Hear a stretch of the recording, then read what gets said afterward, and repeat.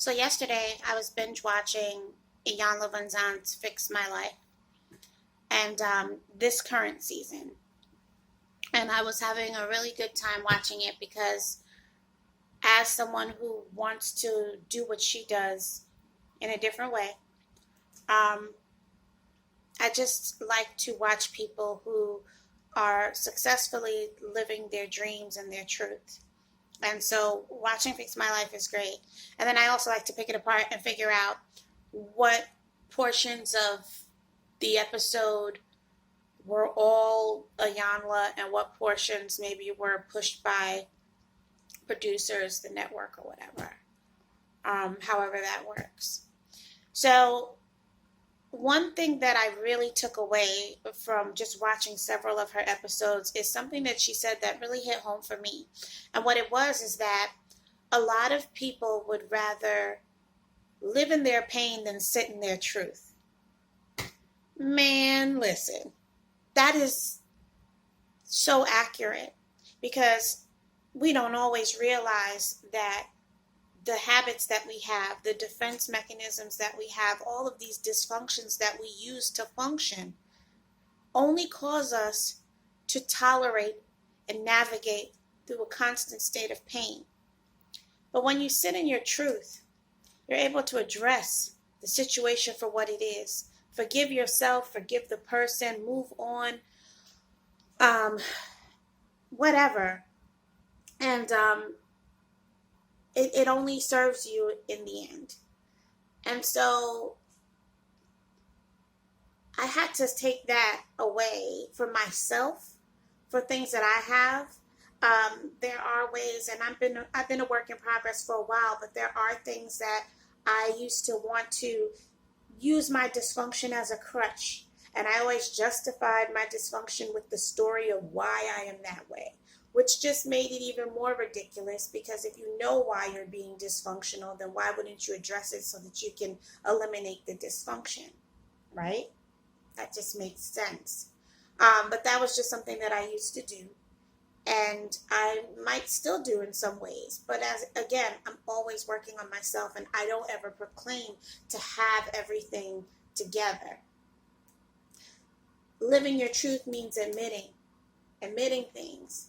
And then once you admit it, the accountability then shifts. And sometimes someone will tell you what your truth is. And you can decide to accept or reject it. You can decide that someone else can't define what your truth is. But there are some things that are just black and white, no? Like it's just, how could you deny it? It's obvious. It's plain. But everyone else doesn't have to tell you your truth. You should be able to address it, admit it, and handle it. Because sitting in your pain, you might be able to get through life and you might be able to navigate and keep getting through life holding on to that pain, but you'll never figure out who you really are and who you were called to be before all of those things happen to create this life that you have to live. Do you understand what I'm saying? Like what I'm saying is that if you were molested as a child, or if you were abused in any way, verbally, sexually, emotionally, maybe, God forbid, the trifecta, maybe you were abused in all of those ways, or maybe you were abandoned, or whatever your situation was. Those things that happened to you, from the point they happened, especially if you were at a young age, that was the moment you were robbed. That was the moment you were robbed of who the heck you were going to be before someone decided to hurt you because they were hurt. Before someone poisoned you with the side effects of their pain and their illness and they gave it to you. You were poisoned from that moment on. And how you decided to handle it so that you can keep going, that's when you started to live in your pain. That's when you started. And then the moment you acknowledge that this is what you've been doing. You forgive yourself, you forgive the person, and you move on. Well, then now you're sitting in the truth, and then you can be accountable for working through that so that you can become the person that you would have been had nobody jacked you up. See, our parents jack us up, and we don't like to say that because we don't want to tell people our parents jacked us up, because we have this loyalty because of what we believe a parent should be. A parent is often viewed as the nurturer or the provider or the only one that was there. Your parent could have been the only one in the house with you, and your mom abandoned you or whatever, and your father was the only one who raised you, and so you don't want to put your father down for his shortcomings. But the fact is that he had some. And if he affected you, then you need to admit that. And it doesn't mean you can't forgive him. And it doesn't mean he didn't have stuff. But sometimes we're so loyal that we refuse to acknowledge what we need to acknowledge so that we can move on. I had that issue with my mother. I didn't want to address the things that she did that made me angry. And I resented her for her weaknesses. Because if she wasn't weak on my father, I wouldn't have had the life that I had.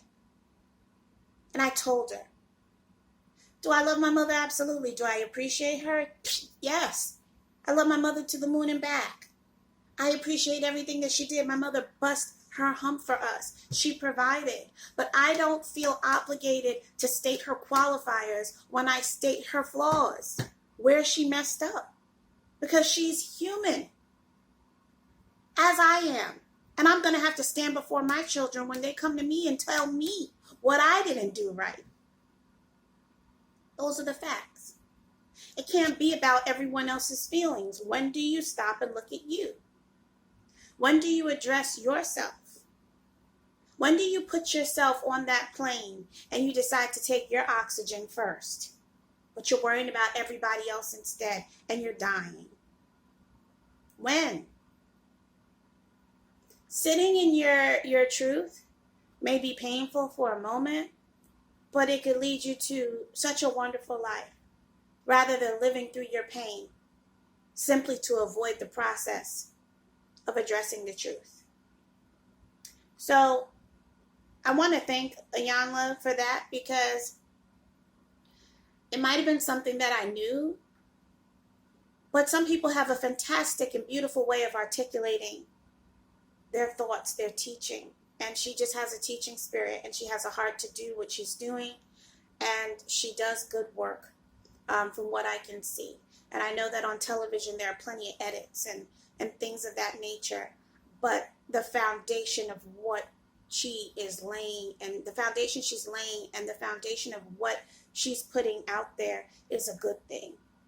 Because at the end of the day, a show that is allowing you to go through the journey of people's healing is extremely intimate but necessary, because it makes you call attention to your own areas of your life where you probably can stand to have some healing your damn self.